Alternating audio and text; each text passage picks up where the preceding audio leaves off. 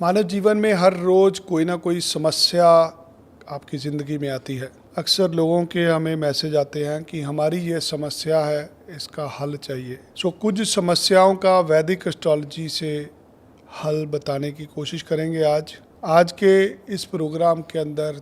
जो भी समस्याओं का जिक्र हो रहा है, ये आपके द्वारा लिखे गए कमेंट थे हमारे पास, जो कमेंटों के जवाब हम गुरु राजकुमार शर्मा जी से लेने की कोशिश कर रहे हैं। आइए स्वागत करते हैं गुरु जी। राम राम। राम राम जी। जय श्री राम। जय श्री राम। गुरु जी, क्या तिथियां चल रही हैं, क्या गोचर चल रहा है, देश कहाँ जा रहा है? सर, हमारा देश बहुत ही उद्यम स्थिति की तरफ बढ़ने के लिए अग्रसर है जी। शनि देव का मीन राशि में गोचर, जी। राहु देवता 18 तारीख को कुंभ राशि में, केतु देवता सिंह राशि में जी। और गुरुदेव मिथुन राशि में। जी। ये ऐसा योग है जो भारत की राजनीति में भारत के आने वाले समय को उज्जवल बनाने के संकेत मिलने शुरू हो गए हैं जी। देखिए, लगभग 4.5 वर्ष पहले जी। गुरुदेव अपनी राशि में आए थे, मीन राशि में। जी।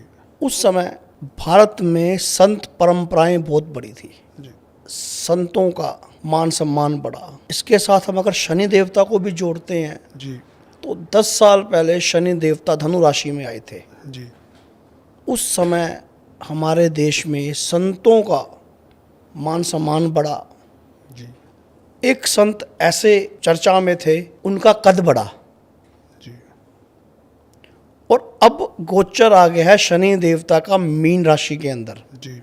मीन राशि में शनि देवता का गोचर, इसका अर्थ ये है, संत, मैं स्पष्ट रूप से नाम ले देता हूँ और आप सब उनके नाम से अवगत हैं। हमारे पूजनीय श्री यूपी के सीएम, उनकी जितनी चर्चा की जाए, जितना उनके बारे में प्रसार किया जाए, उतना कम है जी।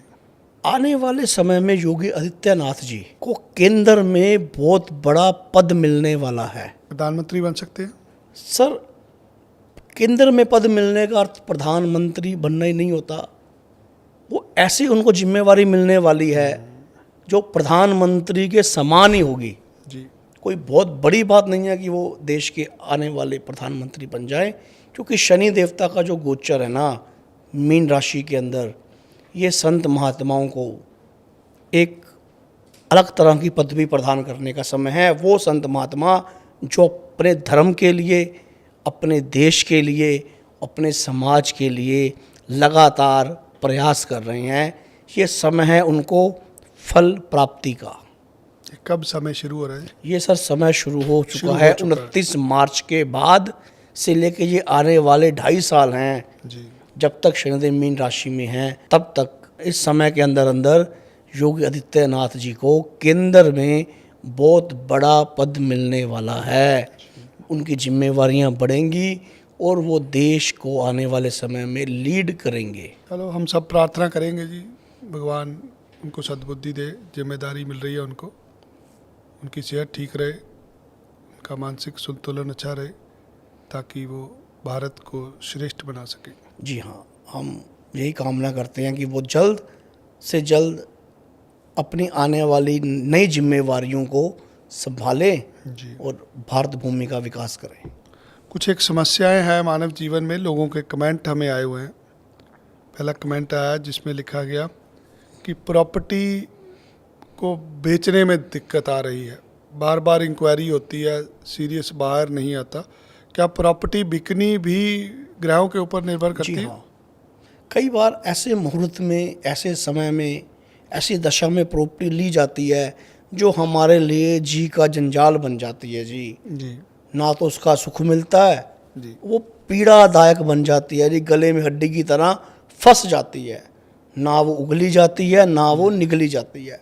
अब करना क्या है जी, आपने शनिवार को शनि देवता के मंदिर जाना है जी। एक शनि यंत्र को उनके चरणों में लगा के शनि देवता के अपने उस मकान की पश्चिम वाली दीवार पे उसे चिपका दीजिए। 43 दिन के अंदर अंदर आपकी प्रॉपर्टी का बायर आ जाएगा, आपकी प्रॉपर्टी का खरीदार आ जाएगा।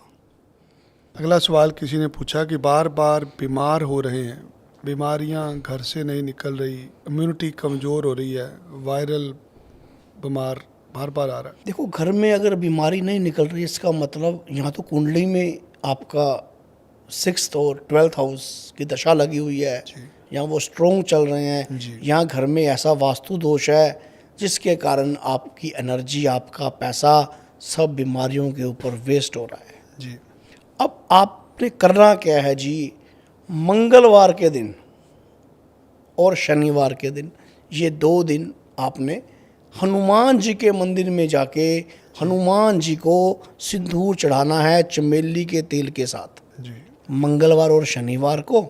और शनिवार को सूर्यास्त होने के बाद एक खास उपाय करना है बीमारी ख़त्म करने के लिए।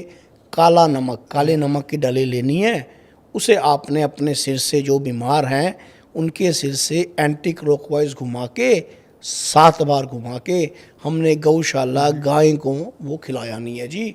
उससे हमारी घर के अंदर बीमारी और जो ताप है, पीड़ा है, ये सब चीज़ों का जल्द से जल्द नाश हो जाएगा। किसी ने कमेंट लिखा, मेरी लाइफ में बार बार धोखा क्यों होता है? विनय जी, इसका सीधा सा संबंध है आपके पूर्व जन्मों के साथ। जी अगर आपने इस जन्म में या पूर्व जन्म में किसी को धोखा दिया है, जी किसी को झूठा वादा किया है, किसी से दुराचार किया है, तो आपको इस जन्म में वो चीज़ें फेस करनी ही पड़ेगी। आप इससे बच नहीं सकते, आप इससे दौड़ नहीं सकते। अब आपने करना क्या है जी, शुक्र ग्रह रिप्रेजेंट करता है इन सब चीज़ों को। जी आपने हर शुक्रवार को चावल और दही लेने हैं, अपने माथे पे लगा के लक्ष्मी माता जी के चरणों में चढ़ा के आनी है, उनसे क्षमा प्रार्थना करके आनी है कि माँ अपराधों को क्षमा करें, बार बार इस समस्या से मैं जो जूझ रहा हूँ मुझे इससे मुक्ति दिलाएं। बहुत जल्दी आपको रिजल्ट अच्छे आने शुरू हो जाएंगे। सवाल, अचानक नौकरी चली गई, सब कुछ रुक गया।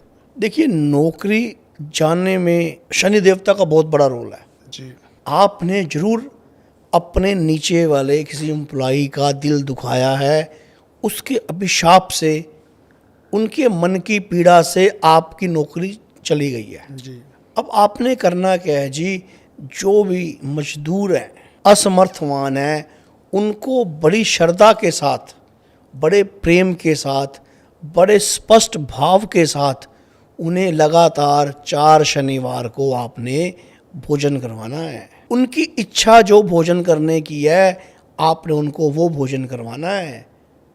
इससे आप इस दोष से मुक्त हो जाएंगे और आपके ऊपर जो समस्या आ गई, आप जॉबलेस हो गए हैं, आपको बहुत जल्दी उससे अच्छी जॉब मिल जाएगी। मैं बार बार गलत डिसीजन क्यों लेता हूँ, भ्रम में रहता हूँ। देखिए, भ्रमित वो लोग होते हैं, एक तो जिनका लगन कमज़ोर होता है, जी दूसरे जिनका चंद्रमा वीक होता है। ऐसी स्थिति में आपको करना क्या है जी, सबसे पहले अपने लगन के स्वामी को बलिष्ठ कीजिए, लगन के स्वामी को पावर दीजिए, उससे आपके फैसले कभी गलत नहीं होंगे जीवन में। चंद्रमा को पावर देने के लिए अपने मदर के चरण स्पर्श कीजिए और कच्चे दूध का तिलक अनामिका उंगली से हर रोज अपने माथे पे लगाएं। आपके फैसले जीवन भर कभी गलत नहीं होंगे और आपसे लोग अपने कार्य सिद्धि के लिए सलाह लेने के लिए आएंगे। रिश्तों में टकराव हो रहा है और दूरी बढ़ रही है। रिश्तों में टकराव का सबसे बड़ा कारण होता है आपकी कुंडली का 3रा भाव खराब होना। जी किसी का अपने नेबर से नहीं बनती, जी पारिवारिक सदस्यों के साथ नहीं बनती। आपको अपने अहंकार को थोड़ा कम करना है, वश में करना है। आपको अपनी एक बुरी आदत का त्याग करना है। इंसान को मालूम होता है जी उसकी सबसे बुरी आदत कौन सी है, उसका इलाज आपने स्वयं खुद करना है। अपनी एक बुरी आदत को छोड़ के अपने क्रोध को, अपने अहंकार को कम कीजिए। और अगर आप किसी के साथ मधुर संबंध बनाना चाहते हैं, रिश्ता अच्छी तरह रखना चाहते हैं, ओम नमो भगवते वासुदेवाय इस मंत्र का 108 बार सुबह एक आसन पे बैठ के जाप करना शुरू कीजिए, तुलसी की या फिर स्फटिक की माला से। इससे आपके संबंध मधुर होने शुरू हो जाएंगे। मेहनत का फल नहीं मिलता। देखिए जी, मेहनत का फल आपको 11th हाउस से मिलता है। जी और शनि देवता मेहनत को रिप्रेजेंट करते हैं।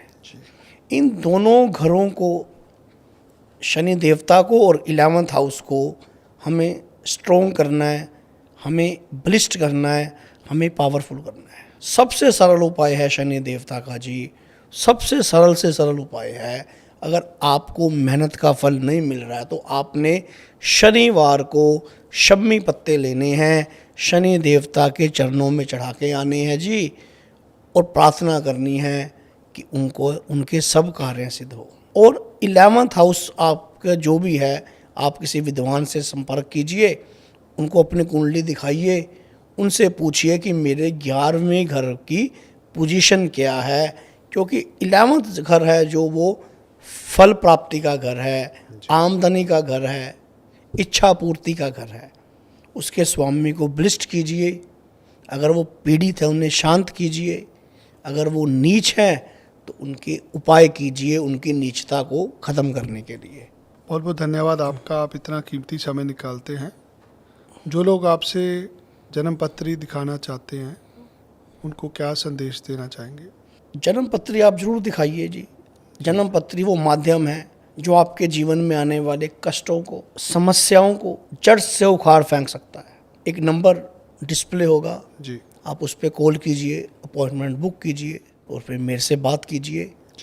आपको स्पष्ट आपकी कुंडली में क्या है ये बताया जाएगा और आपका कल्याण करने की कोशिश की जाएगी। धन्यवाद। जय श्री राम। जय श्री राम। गुरुजी से किसी भी तरह की अपॉइंटमेंट के लिए इस वीडियो के साथ दिए गए नंबर पर आप अभी कॉल करके समय लेके गुरुजी के साथ ऑनलाइन अपॉइंटमेंट बना सकते हैं। वीडियो देखने के लिए धन्यवाद। जय श्री राम। जय श्री राम। क्या आप एक ऐसे ज्योतिषी हैं जो अपनी दृष्टि से भविष्य को साफ साफ देख सकते हैं? हम आपका स्वागत करते हैं एक ऐसे पॉडकास्ट में जहां आपके अनुभव से किसी को अपने जीवन की दिशा मिल सके। हम चाहते हैं आपकी विद्या को लाखों लोगों तक पहुंचा सके। आइए हमारे इस पॉडकास्ट के मंच को अपनी उपस्थिति से धन्य करिए।